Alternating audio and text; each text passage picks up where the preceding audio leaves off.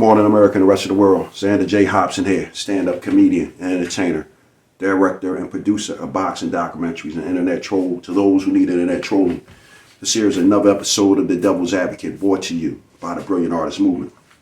Folks, I'm trying to grow the platform, so please subscribe, like this video, share it, and by all means, leave a comment in the comment section. Hopefully you have something nice to say, because I do enjoy checking out the feedback as well as exchanging opinions and points of views with you. But if you are a detractor and you feel the need to detract, by all means, I encourage you to do so. But just know, if you get out of pocket in my comment section, I'm the troll's troll, and trolling me will not be tolerated. So anyway, right, the Russian President Vladimir Putin is promising probably one of the most bloody wars in Europe since the 1940s. Putin want to take the world back 80 years because of his desire to reclaim the Ukraine. Now, I don't know a whole lot about Russian history. If I'm looking at this, I'm checking it out, and I'm assuming that it would be something like the Civil War in America, the North against the South. I don't really know what the deal is and what it's all about, but I know once people get their freedom, they don't want to go back underneath the yoke of anyone else. What little bit I do know about Russian history, I know from a book that I read about Tsar Peter the Great. And the one thing I know, that the Russians are pretty tough and austere people, and anybody who's ever got into it with the Russians, they always knew that they were in a fight. Napoleon Bonaparte, the man who got his ass kicked down in Haiti, let's throw that out there, he thought it would be a good idea to march his troops up into Russia, only to come back with his tail tucked between his legs. Adolf Hitler in World War II would find out the same thing, that the Russians are not to be fucked with. George Patton in World War II, General George Patton, George said to General Eisenhower, I believe it was General Eisenhower at the time, listen, Ike, these Russian sons of bitches aren't to be trusted. And what we need to do, we need to take care of these bastards right now. I'll start a war with them tomorrow. Don't worry about it. I'll get their ass. Now, whether we should have started a war with the Russians or not in World War II, I don't know. But the one thing I do know, I hear that Joe Biden says we are not going to get into a conflict with Russia.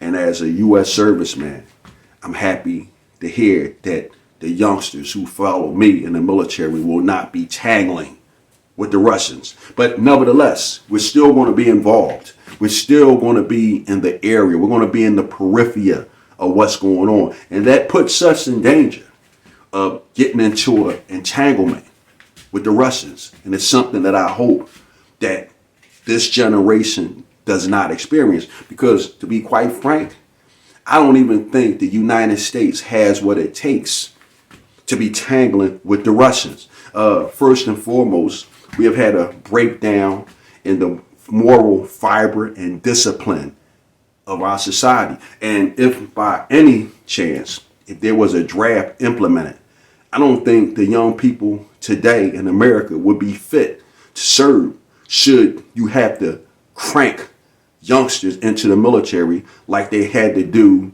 during World War I, II, the Korean War, and the Vietnam War. I just don't think the youngsters today has what it takes to be able to do what they need to do, boot camp, tech school, and learn all other things they need to do to get out there and rumble. Our youngsters in America, we're just not wired like that anymore. We just came off a hard 20 years of fighting against the Afghanistan, against the Afghans, against the Iraqis, and we're not in any shape to be getting into a conflict with anyone. And I really don't like the idea of us even being involved with it. It's just like being out in the streets. If you standing on the sideline watching somebody fight, if they start shooting, you're going to get hit with a bullet. If the family runs up and starts swinging on people, you're going to get sucker punched. And in this case, if we're over there in the way while the Russians and the Ukrainians are roaming with each other, there's a chance that U.S. soldiers might get hurt. And there's a chance that the United States could be dragged into a nasty conflict with the Russians. Something I don't want. Something I don't think anybody wants. Now, if you're asking me my opinion, the United States Armed Forces is not in any shape to be tangling with the Russians. We came off a 20-year conflict that drove this country into debt, that exhausted our military. Hey, at this point right here, our servicemen and women are tired and we need rest, and we don't need to be fighting with anybody, let alone fighting with a battle-hardened country like the Russians. Why are the Russians battle-hardened? Because after that 10-year war that they had in the 80s with the Afghans, they took a rest.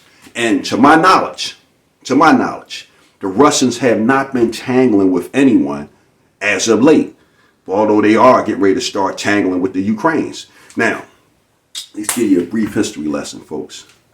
Coming into the 20th century, the United States of America was a rough, tough, gritty prize fighter.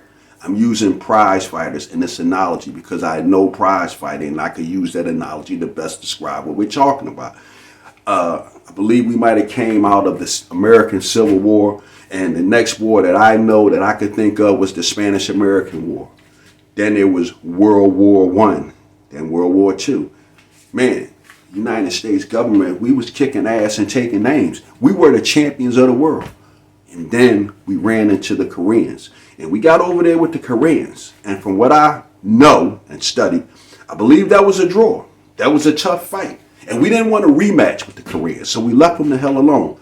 The next people we got into it with the little small Vietnamese. And from what I've learned and heard, the Vietnamese kicked our ass. Now, I know we killed a lot of them and they killed a lot of us, but the skippy that I get is that the Vietnamese kicked the US's ass. After the Vietnamese, we kind of sort of fell back. We stopped fucking with people. You know, we got into little conflicts here and there. We would smack around little small countries that we can pretty much bully. Countries like Grenada and countries like Panama. We got into a few little conflicts and skirmishes. We ran up in there to Somalia. And I think the Somalis kind of sort of gave the U.S. a black eye as well. I'm not really sure on it, but I think those Somalis was pretty tough. That was a pretty tough opponent. And then we might have ran up in there and went up in Saddam Hussein's mouth. We done it once in, I think, 1991. And then we turned around and we beat up on poor Saddam Hussein again in the 2000s. But the Afghans, they took us the whole 15 rounds. The Afghans, it wasn't a 12-round bout. It was a 15-rounder. And the Afghans, they rumbled with us tooth and nail.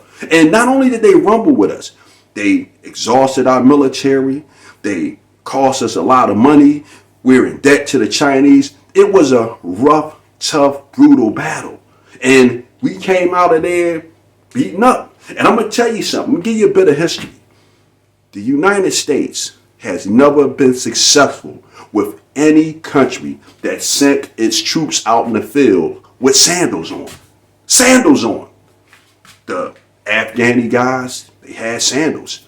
The Somali guys, they had sandals. The Vietnamese, they had sandals. The Koreans, these guys came out in the field with sandals on. And countries with sandals on have given the United States a hard time whenever we got into a skirmish with them. So this is what I'm thinking about. I'm glad that Joe Biden isn't barking too hard and talking about actually getting into a fight with Putin, because after coming up short against all of those countries with sandals on, I don't think that the U.S.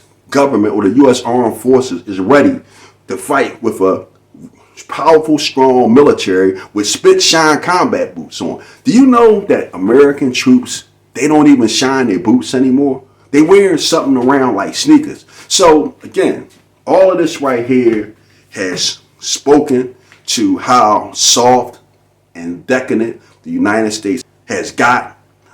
It's bled over into our military now. These young troops, I don't even think they iron their clothes anymore. I don't know what's going on, but I will say this. I'm glad that Joe Biden isn't actually talking about getting into a conflict with the Russians. I don't think it would be a good idea. I don't think we prepared for it. And I just at this juncture, I just hope that things turn out okay, because I'm having a hell of a life and I don't want to die as a result of a nuclear war because the United States wants to go over there and stick its nose in the business of the Russians and the Ukrainians. I'm done with it. Bam! A little boy climbed an apple tree. He stole an apple, then two, then three. And when he started to climb back down, he slipped and he landed on the ground. Up jumped the devil, up jumped the devil. And every time he turned around, up jumped the devil in the white nightgown.